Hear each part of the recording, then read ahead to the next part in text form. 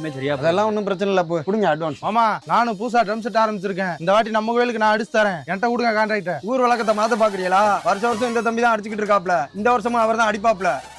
10,000 மட்டும் தாங்க மாமா, 2 நாள் அடிச்சு தரேன். சரி ஓகே, இந்த தடவை பாண்டி நீ தான் அடிக்கிற நம்ம கோயிலுக்கு. புடி அட்வான்ஸ். இதுக்கு எதுக்குடா வெள்ளையங்கிலி மாலைன்னு? A few moments later. Hello மாமா, சொல்லுங்க மருமியே. பக்கத்து ஏரியால அதே நல்ல கோயில் கூட நடக்குது. 12,000 ரூபாய் தர்றாங்களா? நான் அங்க போய் அடிச்சுக்கிறேன். இப்போ வந்து கடை தம்பிக்கு அடிச்சு பாப்போம். தம்பி சொல்லுங்கண்ணே. இந்த தடவை நம்ம கோயில் கொடைக்கு நீங்களே அடிச்சு கொடுத்துருங்க. ஓ மாப்பிள்ள பக்கத்தூர் கோயில்ல 12,000 ரூபாய் அட்வான்ஸ் வாங்கினது எனக்கு தெரியும். இந்த சுத்துப்பட்ட ஊருக்குள்ள ஒரு ட்ரம் செட்டுக்கும் டேட் இல்ல. நீ கூப்பிட்டா ஒரு பயலும் வரமாட்டான்ங்கிறது எனக்கு தெரியும். நீயும் ஊர்க்காரனும் சாந்து சட்டி எடுத்து அடிச்சு ஆடிக்கு தெரியும்.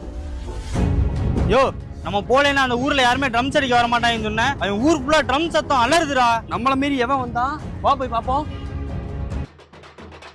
என்னையா சவுண்ட் மட்டும் கேக்குது, எவனையுமே காணோம். அதைத்தான் நானும் பார்த்து